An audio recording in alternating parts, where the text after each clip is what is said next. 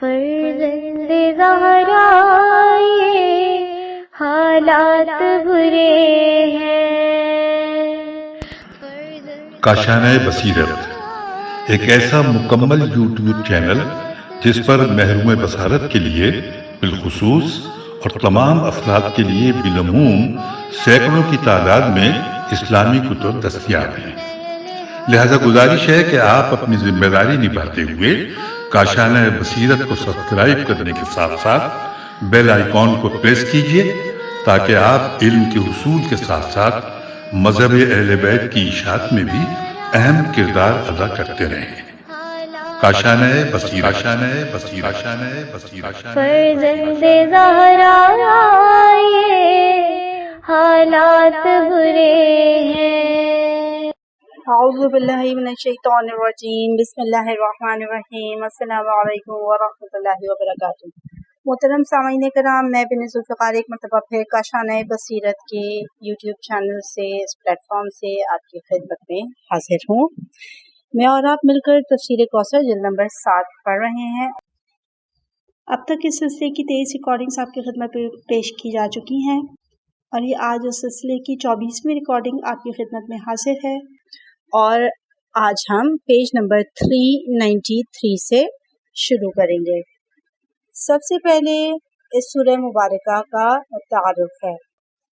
اس سورہ مبارکہ کا نام اس سورہ میں مذکور آیت نمبر 73 وَسِيقَ الَّذِينَ اتَّقَوْا رَبَّهُمْ إِلَى الْجَنَّةِ زُمَرًا میں لفظ زمر سے ماخوذ ہے۔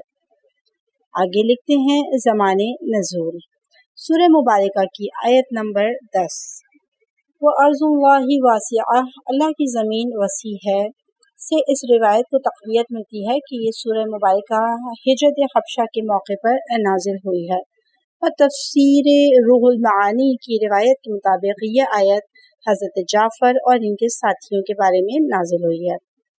فضیلت میں لکھتے ہیں کہ مجمع البیان میں یہ حدیث منقول ہے کہ رسول اللہ صلی اللہ علیہ وآلہ وسلم نے فرمایا، جو سورہ زمر کی تلاوت کرے تو اللہ اس کی امید کو منقطع نہیں کرے گا اور اس کو اللہ سے خوف کرنے والوں کا ثواب عنایت فرمائے گا۔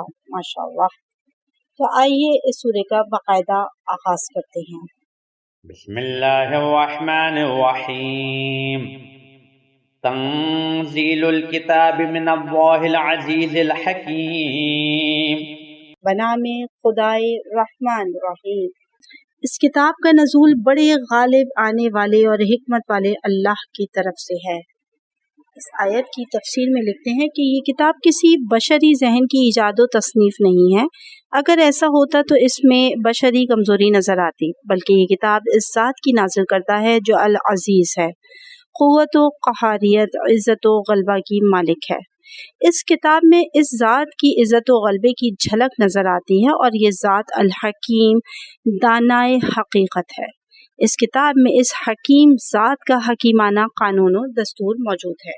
إِنَّا أَنزَلْنَا إِلَيْكَ الْكِتَابَ بِالْحَقِّ فَاعْبُدِ اللَّهَ مُخْلِصًا لَهُ الدِّينَ ہم نے آپ کی طرف یہ کتاب برحق نازل کی ہے، لہٰذا آپ دین کو اسی کے لیے خالص کر کے صرف اللہ کی عبادت کریں۔ اس کی تفسیر میں لکھتے ہیں اِنَّا أَنزَلْنَا، سابقہ آیت میں تنزیلو سے تعبیر فرمایا اور اس آیت میں انزلنا فرمایا۔ اکثر کا یہ نظریہ ہے کہ تنزیلو تدریجی نزول کو اور انزلنا دفعتاً نزول کو کہتے ہیں۔ مجھے اس نظریے کو قبول کرنے میں تردد ہے، کیونکہ لولا نزل علیہ القرآن جملۃ واحدہ، یہ سورہ فرقان کی آیت نمبر 32 سے کوٹ کیا گیا ہے۔ اس میں یکبارگی کے لیے نزلہ کی تعبیر اختیار کی گئی ہے، لولا انزلنا نہیں فرمایا۔ اس طرح دیگر قرآنی شواہد موجود ہیں جہاں اس مطلب کے تناظر میں قرآن کی تفسیر کرنا درست معلوم نہیں ہوتا۔ بعض فرماتے ہیں تنزیل کا وزن تکثیر یعنی کثرت بیان کرنے کے لیے آتا ہے، پھر لولا نزلہ میں کہتے ہیں، یہاں نزل انزل کے معنوں میں ہے۔ مزید برآں لکھتے ہیں انا انزلنا الیک الکتاب بالحق، یہ قرآن اللہ تعالیٰ کی طرف سے ہے، اس حق کو حقیقت کو بیان کرنے کے لیے نازل کیا گیا ہے، جسے قرآن کے علاوہ کسی اور چیز کے ذریعے حاصل نہیں کیا جا سکتا۔ ان حقائق کی طرف رسائی صرف قرآن کے ذریعے ہو سکتی ہے۔ فَاعْبُدِ اللَّهَ، جب وہ حقائق جو نہایت اہمیت کے حامل ہیں آپ کی دسترسی میں آ گئے تو اس کے نتیجے میں اللہ کی بندگی کرنی چاہیے، چونکہ یہ حقائق راز بندگی میں خلاصہ ہوتے ہیں۔ عبادت کی تعریف یہ ہے کہ کسی ذات کی تعظیم اس بنیاد پر کی جائے کہ وہ خالق یا رب ہے، لہٰذا کسی کو خالق یا رب سمجھ کر بجا لانے والی تعظیم عبادت ہے، مطلق تعظیم عبادت نہیں ہے۔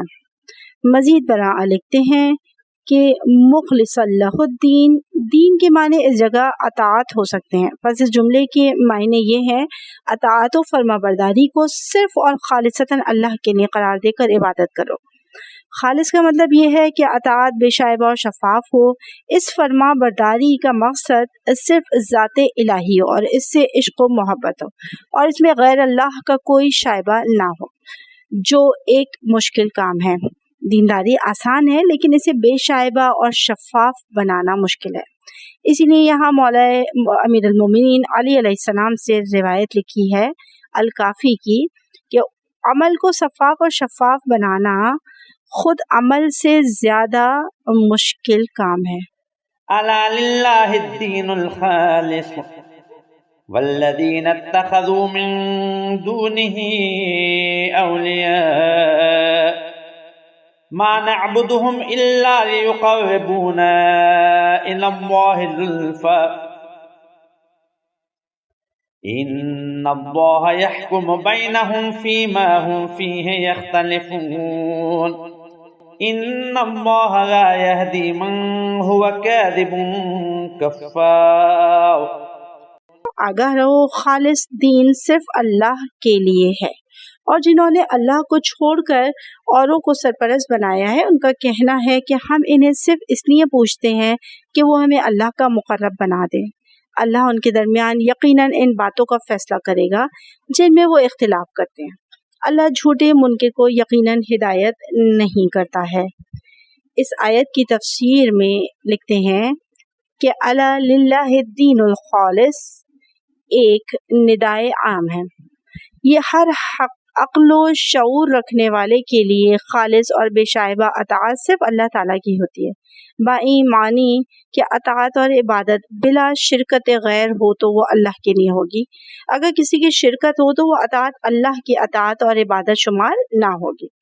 مزید لکھتے ہیں والذین اتخذوا من دونہ اولیاء، صاحب تفسیر المیزان اس آیت کے ذیل میں لکھتے ہیں کہ بت پرستوں کا نظریہ یہ ہے کہ اللہ تعالیٰ انسانی ادراک یعنی عقل، وہم اور حس کے احاطے میں آنے سے بالا تر ہے، لہٰذا اللہ تعالیٰ اس بات سے بالا تر ہے کہ ہم اس براہ راست عبادت کریں اس کی، لہٰذا ضروری ہے کہ ہم اللہ کی مخلوق میں سے اس کی مقرب ہستیوں کے ذریعے اللہ کا قرب حاصل کریں، جن کے ہاتھ میں اللہ تعالیٰ نے تدبیر کائنات کا کام سونپ رکھا ہے۔ وہ ان مقرب ہستیوں کو اللہ کی جگہ رب کے طور پر مانتے ہیں، پھر ان کی عبادت کرتے ہیں تاکہ یہ اللہ کے ہاں ان کی سفارش کریں اور اللہ کا قرب حاصل ہو جائے۔ یہ ہستیاں فرشتے، جنات اور مقدس انسان ہیں، حقیقت میں یہی رب ہیں اور معبود بھی۔ رہی بات عبادت گاہوں میں نصب شدہ بت کی تو یہ صرف ہمارے ارباب اور معبود کی شبیہ ہیں، یہ بذات خود ارباب اور معبود نہیں ہیں، مگر مشرکین میں جاہل لوگ ان شبیہوں کو ذوات مقدسہ سمجھ بیٹھے، وہ خود رب اور رب کے بتوں میں فرق نہیں سمجھ سکے، چنانچہ وہ ان بتوں کی اس طرح عبادت کرنے لگے جس طرح خود ارباب اور معبودوں کی عبادت کی جاتی ہے۔ مشرکین کے نزدیک اللہ تعالیٰ ان ارباب کا رب اور خالق ہے، لہٰذا مشرکین اللہ کے ساتھ غیر اللہ کو مدبر اور معبود سمجھتے ہیں، وہ بھی خالق صرف اللہ کو سمجھتے ہیں۔ مزید آگے لکھتے ہیں اس آیت کی تفسیر کے ضمن میں ان اللہ یحکم بینہم، اللہ قیامت کے دن ان مشرکین اور موحدین کے درمیان موجود اختلاف کا فیصلہ دے گا، जिस दिन शिर्क और तौहीद का नतीजा सामने आने वाला है, इसी दिन इस इख्तिलाफ का फैसला होगा। मजीद लिखते हैं इन्नल्लाह ला यहदी मन हुआ कादिबुन कफ़ार, जो अल्लाह की वहदानियत और माबूदियत के बारे में खिलाफ वाक़ई बात करते हैं और कुफ्र इख्तियार करने में एक किरदार अदा करते हैं, वो सिर्फ काफिरीन नहीं बल्कि कुफ़ार हैं। इनमें हिदायत लेने की अहलियत ना होने की वजह से उन्हें अल्लाह हिदायत नहीं देता बल्कि उनको उनके हाल पर छोड़ देता है। لو أراد الله أن يتخذ ولدا لاصطفى مما يخلق ما يشاء سبحانه هو الله الواحد القهار۔ अगर अल्लाह किसी को अपना बेटा बनाना चाहता तो अपनी मखलूक में से जिसे चाहता मुंतखब कर लेता। वो पाकीज़ा है और वो अल्लाह यकता गालिब है।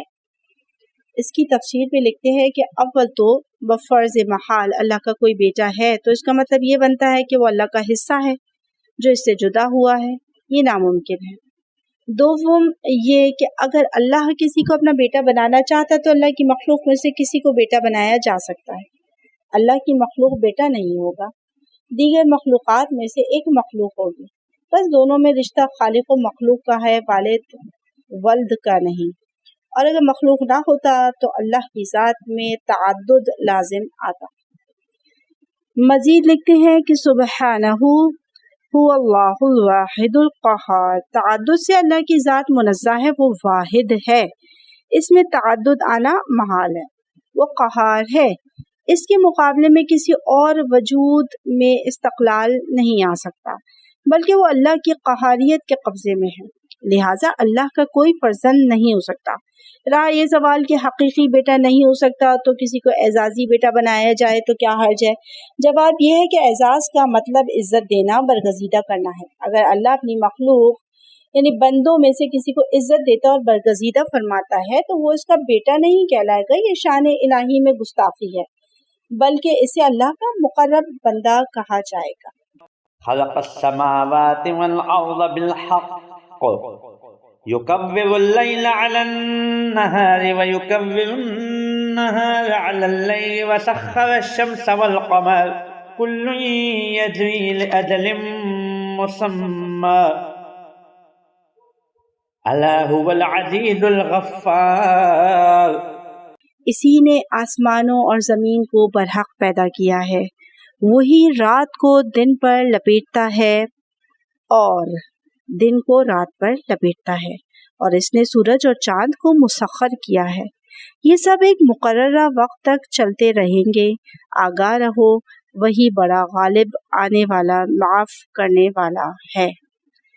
इस आयत की तफसीर में लिखते हैं कि खलक़स्समावाति वल अर्ज़ बिलहक़्क़, इस कायनात को अबस और बेमकसद खल्क़ नहीं किया बल्कि एक हकीमाना मकसद के लिए खल्क़ किया है। तशरीह के लिए रुजू फरमाएं सूरह अनाम की आयत नंबर 73 की तरफ। मज़ीद लिखते हैं युकव्विरुल लैला अला अन-नहार, अल्लाह दिन पर रात और रात पर दिन को लपेटता है। तकवीर लपेटने को कहते हैं, जैसे अमामा सर पर लपेटना, गोया ज़मीन को सर की तरह गोल तस्वुर किया गया जिस पर दिन रात पर और रात दिन पर लपेट दी जाती है। एक तरफ रात की तारीकी दिन की रोशनी का ताक़ुब कर रही होती है, दूसरी तरफ दिन की रोशनी रात की तारीकी का ताक़ुब कर रही होती है। चुनाचा माद्दा तकवीर कुर्रा से है जो गोल शक्ल के जिस्म को कहा जाता है, इसलिए युकव्विरु ज़मीन के कुर्रा और गोल होने की तरफ एक लतीफ़ इशारा है। मज़ीद लिखते हैं कि वसख्खरा अश-शम्स वल क़मर, सूरज और चाँद की तस्ख़ीर इसी दिन और रात के दौरान की सूरत में है कि इस शब और रोज़ के दौरान से सूरज की हयात बख्श रोशनी से सवाता होता है और रात की वजह से सूरज के मुज़रात इस अहले अर्ज़ से महफूज रहते हैं। मज़ीद लिखते हैं कुल्लुन यजरी लिअजलिन मुसम्मा, सूरज और चाँद में से हर एक मुअय्यन मुद्दत तक जारी और गर्दिश में रहेगा। इस मुअय्यन मुद्दत का इल्म सिर्फ और सिर्फ अल्लाह की ज़ात तक महदूद है। बिला आखिर एक दिन इस कायनात ने ख़त्म होना है। अला हुवल अज़ीज़ुल गफ़्फ़ार, आगाह रहो, वो ज़ात गालिब आने वाली होने के बावजूद दरगुजर करने वाली है। واضح رہے اس آیت کا مطمع نظر اس کائنات کے خلق و تدبیر کی طرف متوجہ کرنا ہے کہ جس طرح مشرکین بھی مانتے ہیں خالق ایک ہی ذات ہے، اس طرح آیت نے یہ بات واضح فرمائی ہے کہ مدبر بھی ایک ہی ہے اور وہی خالق ہے۔ چنانچہ خلق اور تدبیر قابل تفریق نہیں۔ جس نے کائنات کو برحق خلق فرمایا ہے، اسی نے شب و روز کے آنے جانے اور شمس و قمر کی تسخیر سے اس کائنات کی تدبیر فرمائی ہے۔ لہذا تخلیق میں تدبیر ہے، پس اگر خالق صرف خدا ہے تو مدبر بھی صرف خدا ہے۔ خلقكم من نفس واحدة ثم جعل منها زوجها وأنزل لكم من الأنعام 8 أزواج يخلقكم في بطون أمهاتكم خلقا من بعد خلق في ظلمات 3 ذلكم الله ربكم له الملك لا الہ الا هو فأنا تصرفون۔ اسی نے تمہیں ایک جان سے پیدا کیا، پھر اس سے اس کا جوڑا بنایا، اور اسی نے تمہارے لیے چوپاؤں میں سے 8 جوڑے بنائے۔ وہی تمہیں تمہاری ماؤں کے شکموں میں 3 تاریکیوں میں ایک خلقت کے بعد دوسری خلقت دیتا ہے۔ یہی اللہ تمہارا پروردگار ہے، اسی کی بادشاہی ہے، اس کے سوا کوئی معبود نہیں، پھر تم کہاں پھرے جاتے ہو۔ اس آیت کی تفسیر میں لکھتے ہیں خلقکم من نفس واحدہ۔ اس آیت شریفہ میں خلق اور تدبیر کے ناقابل تفریق ہونے پر استدلال ہے۔ نفس واحدہ سے مراد آدم علیہ السلام کی ذات ہے جن سے نسل انسانی پھیلی، اور ثم جعل منها زوجہا، پھر اس سے اس کا جوڑا بنایا۔ اس طرح زوجہا کو بھی نفس واحدہ سے خلق فرمایا۔ ضروری نہیں ہے کہ نفس واحدہ عیناً وہی نفس واحدہ ہو جس سے آدم کو خلق فرمایا۔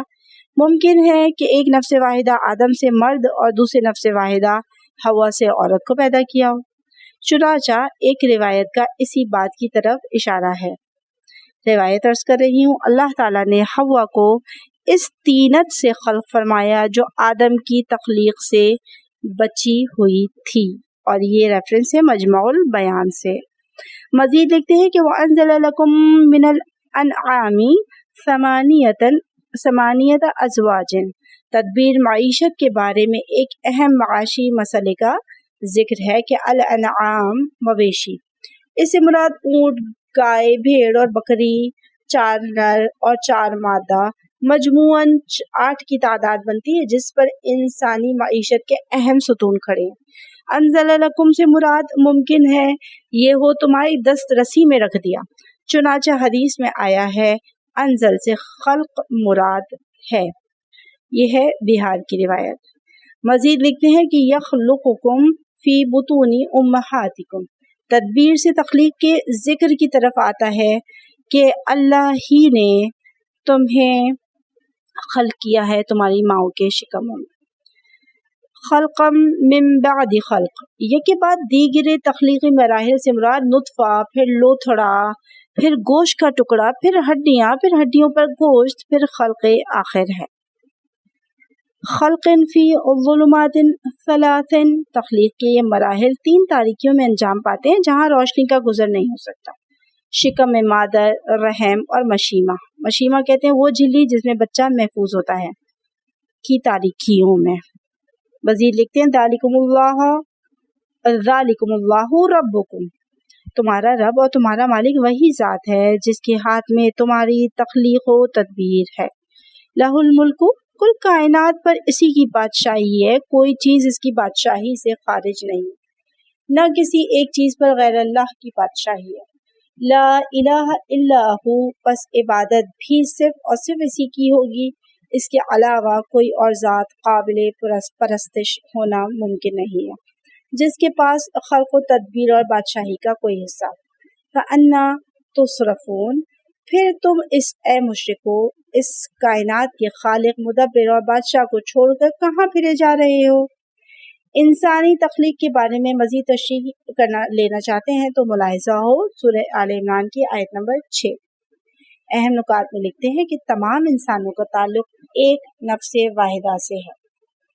اللہ نے سب سے پہلے انسان کے لیے زوجہ خلق فرمائی. انسان کی تخلیق تاریکی کے 3 پردوں کے پیچھے ہوئی ہے. إن تكفروا فإن الله غني عنكم ولا يرضى لعباده الكفر وإن تشكروا يرضه لكم ولا تزر وازرة وزر أخرى ثم إلى ربكم مرجعكم فينبئكم بما كنتم تعملون إنه عليم بذات الصدور. اگر تم کفر کرو تو یقیناً اللہ تم سے بے نیاز ہے اور وہ اپنے بندوں کے لیے کفر پسند نہیں کرتا، اور اگر تم شکر کرو تو وہ اسے تمہارے لیے پسند کرے گا اور کوئی بوجھ اٹھانے والا دوسرے کا بوجھ نہیں اٹھائے گا.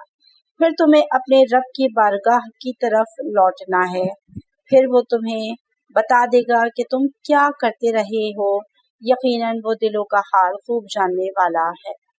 اس آیت کی تفسیر میں لکھتے ہیں ان تکفرو، اگر تم اللہ کی بندگی چھوڑ کر ناشکری کے مرتکب ہو جاؤ تو اس کے منفی اثرات کے زد میں خود تم آ جاؤ گے. اللہ تمہاری شکر گزاری سے بے نیاز ہے. ولا یرضی لعبادہ الکفر، وہ اپنے بندوں کے لیے کفر پسند نہیں کرتا. ایک سوال کا جواب یہ ہے کہ اللہ کفران نعمت کو ناپسند کرتا ہے. اللہ کا ناپسند کرنا ہمارے لیے باعث ہلاکت ہے، کیونکہ انسان کی کامیابی اللہ کی خوشنودی میں ہے. اس کی مثال استاد اور شاگرد کی سی ہے. اگر شاگرد محنت نہ کرے تو اس سے استاد کو کوئی ضرر نہیں پہنچتا، البتہ استاد کو یہ عمل ناپسند ہے.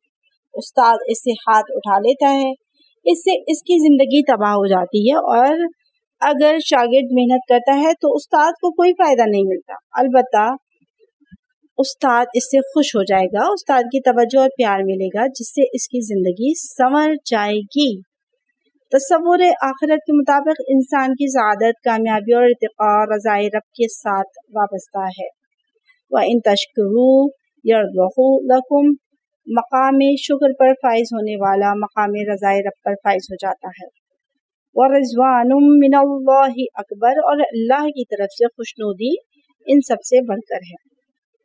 وَلَا تَزِرُ وَازِرَةٌ وزر اخرى، اس جملے کی تشریح سورہ انعام آیت نمبر 164، بنی اسرائیل آیت نمبر 15 اور سورہ فاطر آیت نمبر 18 میں ہو چکی ہے. مزید ایک بولڈ ہیڈنگ دی گئی ہے اللہ کی خوشنودی.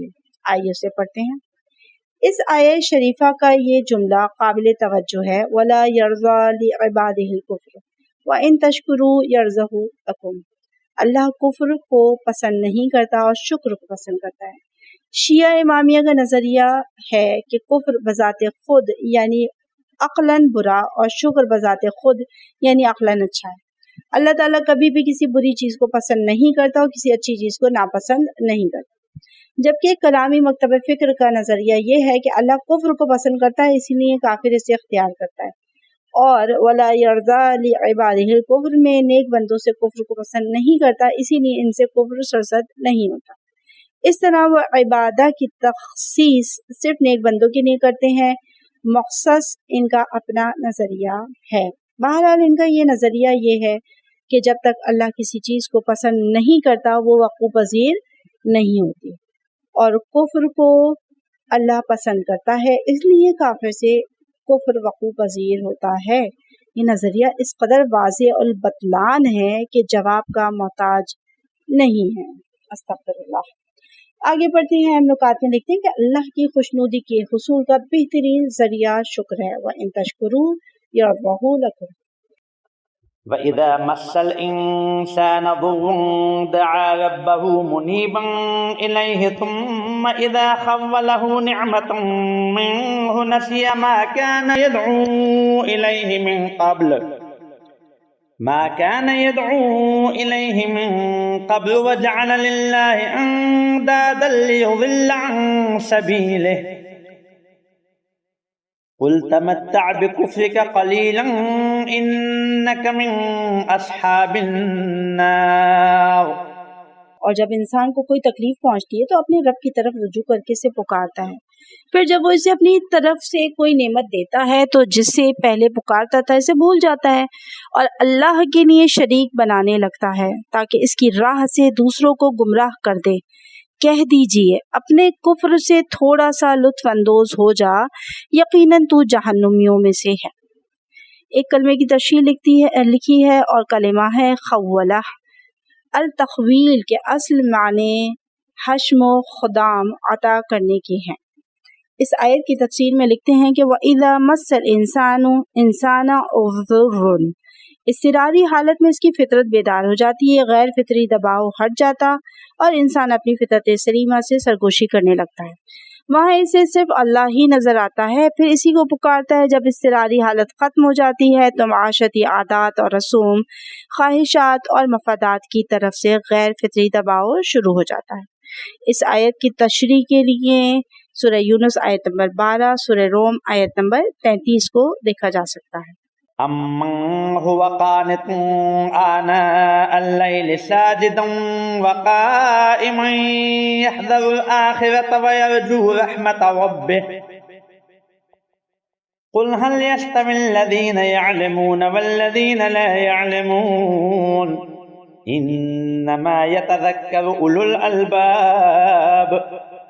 مشرک بہتر ہے یا وہ شخص جو رات کی گھڑیوں میں سجدے اور قیام کی حالت میں عبادت کرتا ہے، آخرت سے ڈرتا ہے اور اپنے رب کی رحمت سے امید لگائے رکھتا ہے.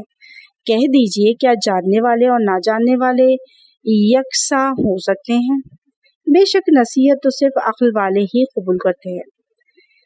اس آیت کی تفسیر میں لکھتے ہیں کہ امن ہوا قانت آناء اللیل، کیا یہ شخص جو آسودہ ہوتے ہی شرک اختیار کرتا ہے اس شخص کی طرح ہو سکتا ہے جس کے اوصاف درج ذیل ہیں.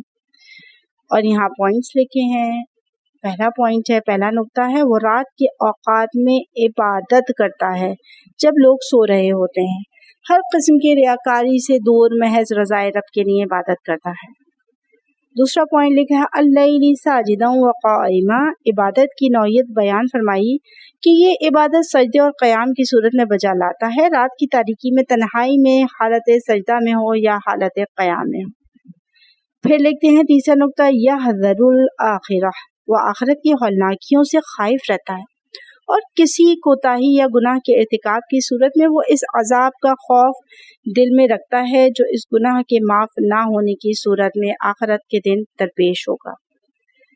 چوتھا نقطہ لکھتے ہیں وَيَرْجُو رَحْمَتَ رَبِّهِ، اور ساتھ امید کو بھی ہاتھ سے جانے نہیں دیتا. وہ خوف اور امید کے درمیان ہوتا ہے. خوف کی وجہ سے وہ گناہ سے بچتا ہے اور امید کی وجہ سے عبادت کرتا ہے. چنانچہ حضرت امام جعفر صادق علیہ السلام سے روایت ہے، آپ نے فرمایا میرے پدر بزرگوار فرماتے تھے مومن بندے کے دل میں دو قسم کے نور ہوتے ہیں، ایک خوف کا نور اور دوسرا امید کا نور. اگر اس خوف کا وزن کیا جائے تو اس امید سے زیادہ نہ ہو، اور اگر اس امید کا وزن کیا جائے تو اس خوف سے زیادہ نہ ہو. اور یہ روایت یہاں ختم ہو رہی ہے اور دوسری روایت سٹارٹ ہو رہی ہے. اپنے عمل پر بھروسہ کرنے والا ہلاک ہو جائے گا جیسا کہ اللہ کی رحمت پر بھروسہ کر کے گناہ کا ارتکاب کرنے والے کو بھی نجات نہیں ملتی. راوی نے پوچھا پھر کسے نجات ملے گی؟ فرمایا جو خوف اور امید کے درمیان ہوتے ہیں، گویا ان کے دل پرندوں کے پنجے میں ہیں، ثواب کے شوق اور عذاب کے خوف کی وجہ سے. آگے لکھتے ہیں قل هل يستوي الذين يعلمون، مشرک اور مومن کا برابر نہ ہونا ایسا ہے جیسے عالم اور جاہل برابر نہیں ہو سکتے، کیونکہ اللہ کی بندگی راز بندگی آگہی سے مربوط ہے. جو راز حیات کو نہیں جانتا وہ اپنی عقل سے کام نہیں لے سکتا، اور جو عقل سے کام نہیں لیتا وہ اپنی زندگی کو معقولیت نہیں دے سکتا. اس آیت سے عالم کی یہ تعریف سامنے آتی ہے. عالم وہ ہے جو ابتدا اور آخر شب میں عبادت کرتا ہے، قیامت کا خوف اور رحمت الہی کی امید رکھتا ہے، خواہ اصطلاح میں وہ ان پڑھ ہی کیوں نہ ہو، اور جاہل وہ ہے جس میں یہ اوصاف نہ ہو، خواہ اصطلاح میں اسے سب سے بڑا علامہ سمجھا جاتا ہو. یہاں امام موسیٰ کاظم علیہ السلام سے روایت ہے مولا فرماتے ہیں بندہ اس وقت تک مومن نہیں ہوتا جب تک خوف کرنے والا اور امید رکھنے والا نہ ہو، اور خوف کرنے والا اور امید رکھنے والا نہیں ہو سکتا جب تک اس چیز کا علم نہ ہو جس سے خوف کرنا اور جس سے امید رکھنا ہے۔ ایک حدیث میں آیا ہے صرف دو آدمیوں کی زندگی میں خیر ہے، ایک عالم جس کی بات مان لی جاتی ہو، اور دوسرا بات سننے اور سمجھنے والا۔ آگے لکھتے ہیں قابل توجہ نقطہ یہ ہے کہ اس آیت میں یعلمون اور لا یعلمون میں موازنہ ہے، یعنی جاننے والوں اور نہ جاننے والوں میں موازنہ ہے۔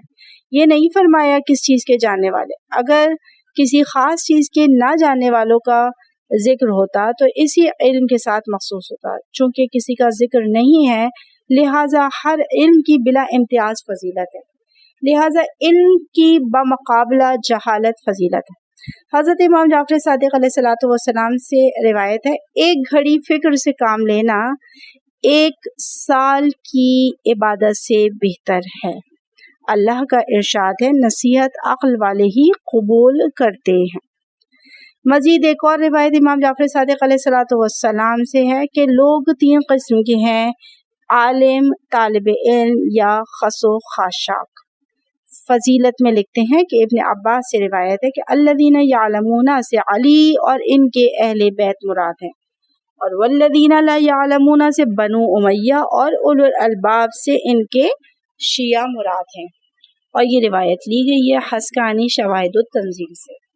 اہم نکات میں لکھتے ہیں کہ مومن خوف اور امید کے درمیان ہوتا ہے، اور عالم وہ ہے جو راز بندگی جانتا ہو۔ قل يا عباد الذين آمنوا اتقوا ربكم للذين أحسنوا في هذه الدنيا حسنة وأرض الله واسعة إنما يوفى الصابرون أجرهم بغير حساب۔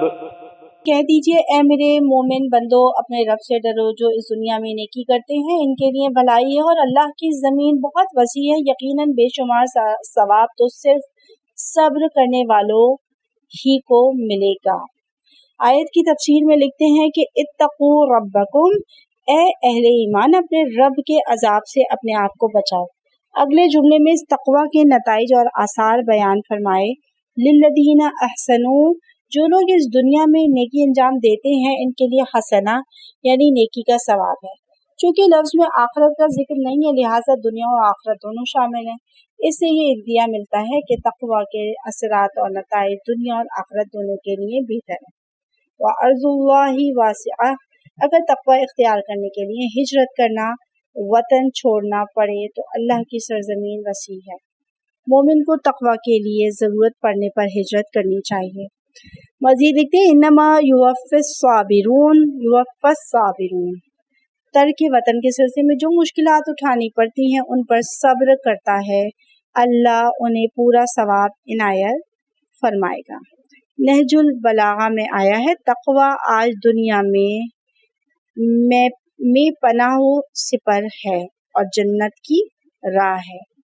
اہم نکات میں نقطہ لکھتے ہیں کہ تقوی میں خیر الدنیا والآخرہ ہے۔ قل إني أمرت أن أعبد الله مخلصا له الدين وأمرت أن أكون أول المسلمين قل إني أخاف إن عصيت ربي عذاب يوم عظيم قل الله أعبد مخلصا له ديني۔ آیت نمبر 11 سے شروع کر رہی ہوں۔ کہہ دیجئے مجھے حکم دیا گیا ہے کہ میں دین کو اس کے لیے خالص کر کے اللہ کی بندگی کروں، اور مجھے یہ حکم بھی ملا ہے کہ میں سب سے پہلا مسلم بنوں۔ کہہ دیجئے اگر میں اپنے رب کی نافرمانی کروں تو بڑے دن کے عذاب سے ڈرتا ہوں۔ کہہ دیجئے میں اللہ ہی کی بندگی کرتا ہوں اپنے دین کو اس کے لیے خالص رکھتے ہوئے۔ اور ان آیات کی تفسیر میں لکھتے ہیں قل انی امرت، لوگوں سے کہہ دیجئے اللہ کی بندگی کی جو میں لوگوں کو دعوت دیتا ہوں میرے لیے حکم ہے کہ اس پر سب سے زیادہ اخلاص کے ساتھ خود عمل کروں، اور تسلیم و رضا کی منزل پر سب سے پہلے میں خود قدم رکھوں، اور اگر جب معصوم ہیں گناہ کا ارتکاب نہیں فرماتے تھے بفرض محال گناہ سرزد ہوا تو عظیم عذاب سے ڈرتا ہوں۔ اپنے رسول کے لیے یہ حکم ہو رہا ہے لوگوں میں اس بات کا اعلان کروں کہ اللہ کی بندگی کرنے میں نہ صرف یہ کہ مجھے کوئی مراعات حاصل نہیں ہے، بلکہ جو مراعات دوسرے عام لوگوں کو حاصل ہے وہ مجھے حاصل نہیں ہے۔ اہم نکات میں لکھتے ہیں کہ دینی قیادت کی سیرت میں رہنمائی ہے۔ فَاعْبُدُوا مَا شِئْتُم مِّن دُونِهِ قُلْ إِنَّ الْخَاسِرِينَ الَّذِينَ خَسِرُوا أَنفُسَهُمْ وَأَهْلِيهِمْ يَوْمَ الْقِيَامَةِ أَلَا ذَلِكَ هُوَ الْخُسْرَانُ الْمُبِينُ۔ بس تم اللہ کے علاوہ جس کی بندگی کرنا چاہو کرتے رہو، کہہ دیجئے گھاٹے میں تو یقیناً وہ لوگ ہیں جو قیامت کے دن خود کو اور اپنے عیال کو گھاٹے میں ڈالتے ہیں۔ خبردار، یہی کھلا گھاٹا ہے۔ اور اس کی تفسیر اس طرح سے لکھتے ہیں کہ جب تم حقیقی معبود کی بندگی نہیں کرتے تو پھر جس کی چاہو بندگی کرو۔ جہاں خزانہ ہے وہاں تلاش و جستجو کے لیے آمادہ نہیں ہو، پھر جہاں چاہو اپنا سر مارو۔ سرمایہ حیات کو منافع بخش تجارت میں لگانے کے لیے آمادہ نہیں ہو تو جس خسارے میں تباہ کرنا ہے کر ڈالو۔ قل ان الخاسرین، جو لوگ اپنی ابدی زندگی کا خسارہ اٹھاتے اور ساتھ اپنے اہل و عیال کی زندگی کو خسارے میں ڈالتے ہیں، اس سے بڑھ کر کوئی خسارہ قابل تصور نہیں ہے۔ الا ذالک هو الخسران المبین، ابدی زندگی کا گھاٹا قابل تلافی نہیں ہے، جبکہ دنیاوی زندگی میں اگر کوئی مالی یا جانی خسارہ ہوتا ہے تو یہ وقتی اور قابل تلافی ہے، لیکن غیر اللہ کی بندگی کر کے جو لوگ ابدی زندگی کو تباہ کرتے ہیں وہ ابدی اور ناقابل تلافی خسارے میں ہیں۔ لهم من فوقهم ظلل من النار ومن تحتهم ظلل ذلك يخوف الله به عباده يا عباد فاتقون۔ ان کے لیے اور ان کے اوپر آگ کے سائبان اور ان کے نیچے بھی شعلے ہوں گے۔ یہ وہ بات ہے جس سے اللہ اپنے بندوں کو ڈراتا ہے، پس اے میرے بندوں مجھ سے ڈرو۔ اور اس آیت کی تفسیر میں کہتے ہیں کہ غیر اللہ کی بندگی کرنے والوں نے خسارہ اٹھایا۔ اس کی تفصیل یہ ہے کہ وہ آتش جہنم میں گھرے ہوئے ہوں گے، اوپر آتشی سائبان ہوں گے اور نیچے بھی آتش کا سائبان ہوگا۔ نچلے درجے کے اہل جہنم کے لیے سائبان ہوگا، خود ان کے لیے آتشی فرش ہوگا۔ ذالک یخوف اللہ بہ عبادہ، جہنم سے آتشی سائبانوں میں گھرا ہوا ہونا وہ عذاب ہے جو غیر اللہ کی بندگی کرنے والوں کے لیے ہے۔ اللہ قبل از وقت اپنے بندوں کو اس عذاب کا خوف دلاتا ہے تاکہ وہ اس عذاب سے اپنے آپ کو بچائیں۔ یا عبادی فاتقون، ایک رحمت بھرے لہجے میں ارشاد ہے، اے میرے بندو میرے عذاب سے بچو۔ اللہ کو انہیں عذاب دینے کی کوئی ضرورت نہیں تھی اگر یہ خود اپنے آپ کو عذاب میں مبتلا نہ کرتے۔ مزید لکھتے ہیں، اگر تم شکر ادا کرو اور ایمان لے آؤ تو اللہ تمہیں عذاب دے کر کیا کرے گا۔ اور یہ ریفرنس ہے سورہ نساء آیت نمبر 147 سے۔ حدیث نبوی صلی اللہ علیہ وآلہ وسلم میں ہے، خسارہ اٹھانے والا وہ ہے جو آخرت کو درست کرنے سے غافل رہتا ہے۔ اہم نکات میں لکھتے ہیں، حقیقی معبود کو چھوڑنے کے بعد جس سے چاہو وابستہ ہو جاؤ، فرق نہیں کرتا۔ ابدی زندگی کی خسارے سے بڑھ کر کوئی خسارہ نہیں ہے۔ انسان خود کے ساتھ اپنے اہل و عیال کا بھی ذمہ دار ہے۔ اللہ کی طرف سے تنبیہ رحمت و شفقت کی بنیاد پر ہے۔ والذین اجتنبوا الطاغوت ان يعبدوها وانابوا الى الله لهم البشرى فبشر عباد الذین یستمعون القول فیتبعون احسنہ اولئک الذین ہداهم اللہ واولئک هم اولو الالباب۔ اور جن لوگوں نے طاغوت کی بندگی سے اجتناب کیا اور اللہ کی طرف رجوع کیا، ان کے لیے خوشخبری ہے۔ بس آپ میرے ان بندوں کو بشارت دے دیجیے جو بات کو سنا کرتے ہیں اور اس میں سے بہتر کی پیروی کرتے ہیں، یہی وہ لوگ ہیں جنہیں اللہ نے ہدایت دی ہے اور یہی صاحبان عقل ہیں۔ ان آیات کی تفسیر کو جس طرح سے لکھتے ہیں کہ والذین اجتنبوا الطاغوت، غیر اللہ کی پرستش کرنے والے مشرکین کے مقابلے میں ان موحدین کا ذکر ہے جو غیر اللہ کی بندگی میں اجتناب کرتے ہیں۔ طاغوت اگرچہ طغیان سے ہے اور حد سے تجاوز کرنے والے کو کہتے ہیں، مگر قرآن اس لفظ کو معبود غیر اللہ کے لیے استعمال کرتا ہے۔ وَأَنَابُوا إِلَى اللَّهِ، غیر اللہ کی پرستش سے اجتناب کر کے اللہ کی طرف رخ کرتے ہیں، ایمان دو ستونوں پر قائم کرتے ہیں، ترک شرک اور رجوع الی اللہ۔ ان دونوں ستونوں کی فراہمی پر اگلے جملے میں فرمایا لَهُمُ الْبُشْرَىٰ فَبَشِّرْ عِبَادِ الَّذِينَ يَسْتَمِعُونَ الْقَوْلَ، میرے ان بندوں کو بشارت دو جو سنتے تو سب کی ہیں لیکن اتباع اور پیروی کی نوبت آتی ہے تو احسن الاقوال کا انتخاب کرتے ہیں، پھر اس کی پیروی کرتے ہیں۔ اس آیے مبارکہ میں حق اور حقیقت تک پہنچنے کے لیے ایک صائب طریقہ بیان فرمایا ہے، وہ ہے حق کی جستجو کے لیے جس کے پاس کوئی نظریہ ہے سب کو سن لیا جائے، کسی کی بات سن لینے سے پہلے اس کے موقف کے بارے میں کوئی نظریہ قائم نہیں کرنا چاہیے۔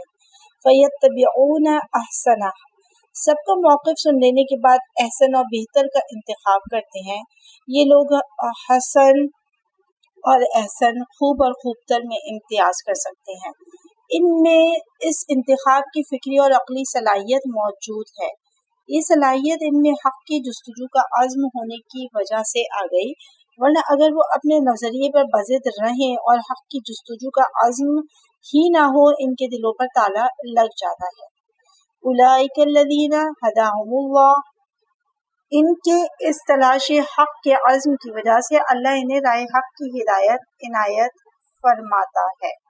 وَأُولَئِکَ ھُمُ اُولُو الْأَلْبَابِ، یہی لوگ صاحبان عقل ہیں، اسی عقلی قوت کی وجہ سے وہ احسن کی تلاش میں کامیاب ہو جاتے ہیں۔ حضرت امام موسیٰ بن جعفر علیہ السلام سے روایت ہے، اپنی کتاب قرآن میں اللہ نے عقل و فہم والوں کو بشارت دی ہے، پھر اس آیت کی تلاوت فرمائی۔ حدیث نبوی صلی اللہ علیہ وآلہ وسلم ہے، علم شمار سے زیادہ ہے، لہٰذا ہر چیز میں سے خوب تر کو لے لو۔ اہم نکات میں لکھتے ہیں کہ طاغوت سے دوری کے بعد ہی توبہ اور انابت ہو سکتی ہے۔ عقل اس قوت کا نام ہے جو احسن کے انتخاب پر قادر ہو۔ سب کی بات سننے میں اسلام کو کوئی خطرہ نہیں ہے۔ افمن حق علیہ کلمۃ العذاب افانت تنقذ من فی النار، بھلا جس شخص پر عذاب کا فیصلہ حتمی ہو گیا ہو، کیا آپ اسے بچا سکتے ہیں جو آگ میں گر چکا ہو؟ ایک شخص کفر و شرک پر ڈٹ جاتا ہے، توحید کی طرف آنے کا نہ عزم رکھتا بلکہ اپنی ضد پر قائم ہے، ایسے شخص کے بارے میں اللہ کا فیصلہ اٹل ہو جاتا ہے۔ حق علیہ کلمۃ العذاب اور حق القول، اور اس قسم کی تعبیر ہمیشہ ان فیصلوں کے بارے میں اختیار فرماتا ہے جو اٹل ناقابل تنسیخ ہوں۔ واضح رہے، یہاں حق علیہ یا کلمۃ العذابی اور اسی سورہ کی آیت نمبر 71 میں حقت کلمۃ العذابی، اول تو کلمہ تانیث حقیقی نہیں، ثانیاً فعل اور کلمے کے درمیان فاصلہ آنے کی صورت میں فعل کا مذکر اور مؤنث لانا دونوں درست ہیں۔ آگے بڑھتے ہیں، لکھتے ہیں کہ افانت تنقذ من فی النار، رسول اللہ صلی اللہ علیہ وآلہ وسلم کو کچھ لوگوں کے آتش میں جانے سے ان پر ترس آتا تھا، اس لیے فرمایا اللہ کی طرف سے فیصلہ اٹل ہونے کے بعد کیا آپ آتش میں جانے والے کو بچا سکیں گے؟ نہیں، اسے اللہ کے سوا کوئی نہیں بچا سکتا، لیکن اللہ کا عادلانہ فیصلہ بھی ضروری تھا، اس لیے فیصلہ اٹل ہو گیا۔ اہم نکات میں لکھتے ہیں کہ اللہ کا فیصلہ اٹل ہونے کے بعد عفو کے سارے دروازے بند ہو جاتے ہیں۔ لكن الذين اتقوا ربهم لهم غرف من فوقها غرف مبنية تجري من تحتها الأنهار وعد الله لا يخلف الله الميعاد، لیکن جو اپنے پروردگار سے ڈرتے ہیں ان کے لیے بالا خانے ہیں جن کے اوپر مزید بالا خانے بنے ہوئے ہیں، جن کے نیچے نہریں بہ رہی ہیں، یہ اللہ کا وعدہ ہے اور اللہ وعدہ خلافی نہیں کرتا۔ ایک کلمے کی تشریح لکھی ہے، کلمہ ہے غرفن، بالا خانے، تفسیر لکھتے ہیں کہ لیکن الذین اتقوا ربہم، اہل جہنم کے مقابلے میں اہل تقوی کا ذکر ہے۔ مزید لکھتے ہیں لہم غرف، ان کے لیے بالا خانے ہوں گے، ان پر مزید بالا خانے ہوں گے، ان بالا خانوں کے نیچے سے نہریں بہتی ہوں گی، بلندی سے نہروں کا نظارہ خوشنما ہوتا ہے۔ مزید لکھتے ہیں وعد اللہ، اللہ کا وعدہ ہے، اللہ وعدہ خلافی نہیں کر سکتا، اللہ کو ایسا کرنے کی کوئی ضرورت نہیں ہوتی۔ اب اس ریکارڈنگ کو یہیں پر روکتے ہیں۔ اس دعا کے ساتھ اختتام کرتی ہوں کہ پروردگار عالم ہمیں قرآن مجید کو محجوریت سے نکالنے والا قرار دے اور ہمیں قرآن اور اہل بیت کے ساتھ متمسک رکھے۔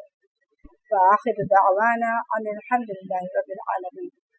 اللہم صلی علی محمد وآل محمد وعجل فرجہم۔ اپنا بہت خیال رکھیے گا۔ مجھے بن ذوالفقار کو اجازت دیجیے۔ اللہ حافظ۔